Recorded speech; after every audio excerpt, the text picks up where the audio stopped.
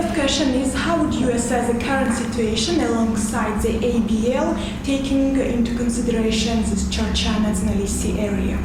I think that for the conflict-affected population who live close to the administrative boundary line, it's a very difficult situation for them.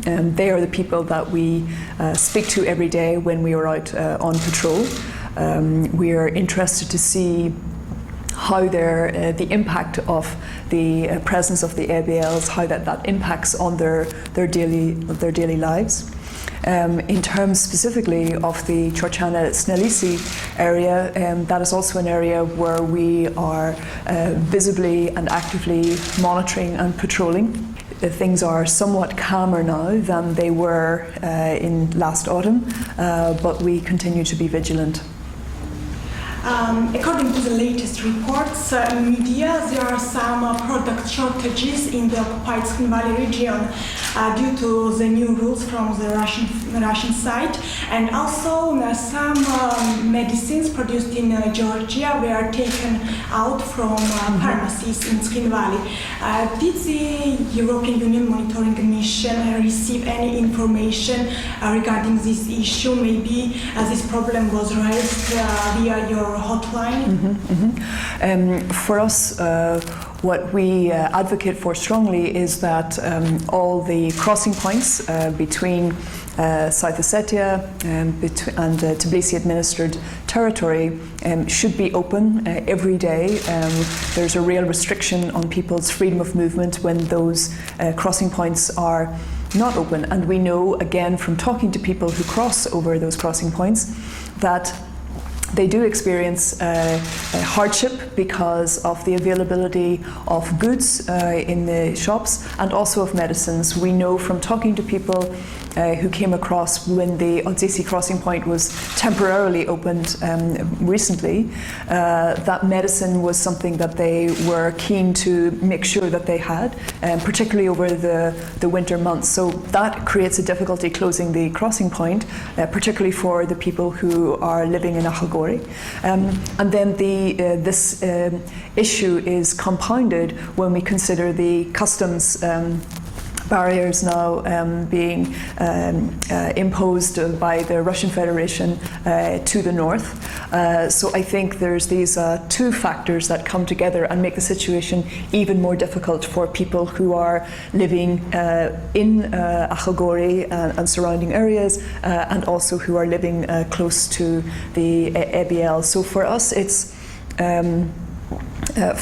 a question of trying to establish the facts, of trying to monitor as much as we can, and to pass on that information to our governments, our member states, and our political superiors based in Brussels. Are there any signs of resumption of IPRM meetings in Ergoneti? Resumption of the IPRM meetings in Ergoneti is something that myself, the whole mission, EUMM, and our co-facilitator, the OSC, so Ambassador Michalka, we've been constantly advocating for since late last year, when we, and constantly advocating for technical meetings, just to get people, advocating for people to get around the table, because we know, and all the parties, all the sides, participants in the IPRM, they know that the IPRM can produce results. So the only way to get these matters resolved is by getting around the table together and either sharing information or generating ideas together. So that's what we continue to advocate for, both publicly here today, this evening, and also behind the scenes. So we continue to work hard to try and get parties to come together around the table.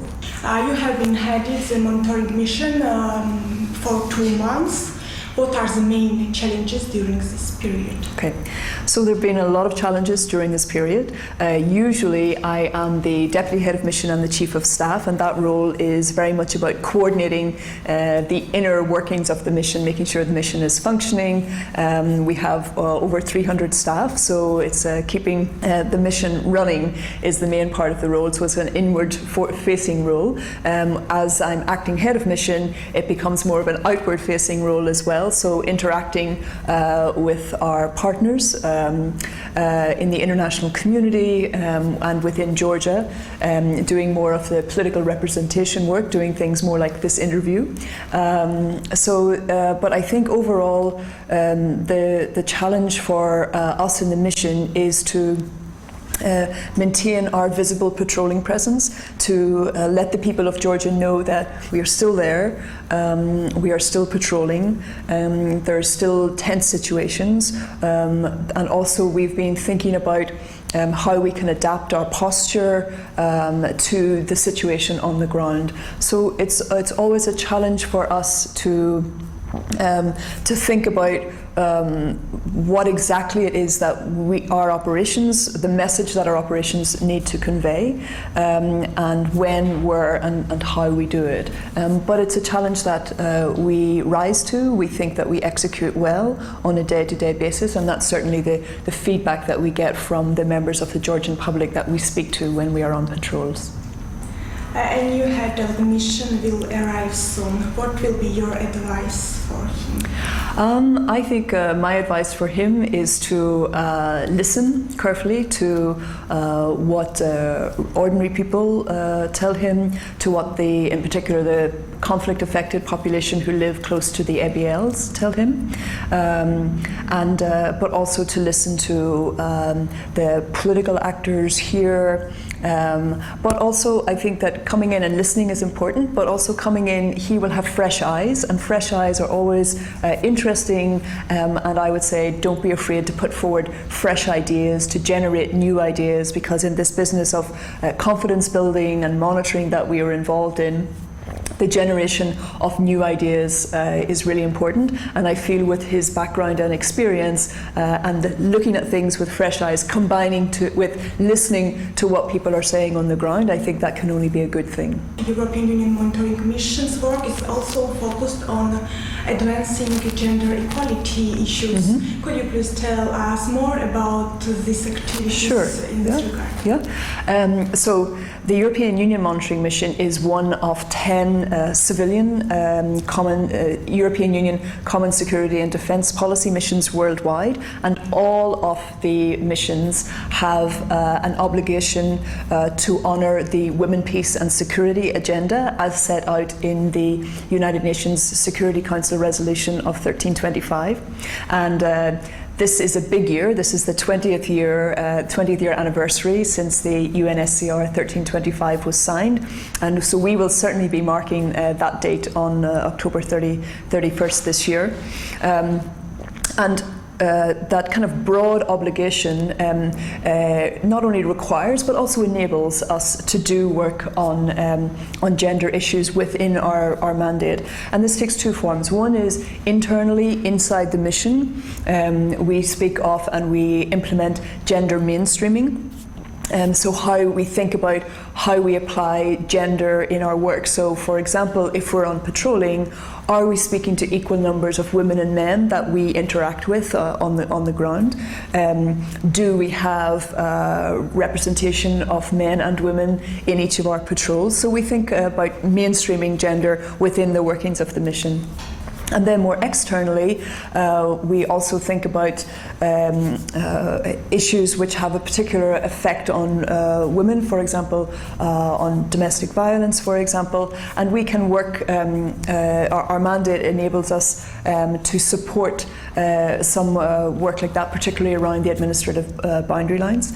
We also really put a lot of effort into marking the global 16 Days of Action activism campaign against violence against women, which takes place in November, December every year. And we will, of course, be marking publicly International Women's Day this year on March 8th. And when we get involved in those campaigns, it's not just that we are working on the campaigns for ourselves. We really like to involve local people in those campaigns. So for example, around the 16 Days of Action campaign, we You know, we last year we did theatre in schools, we did readings, and we did talks and things like that. So we try to be creative and really promote and advocate for gender equality in all of our work, institutionally and politically.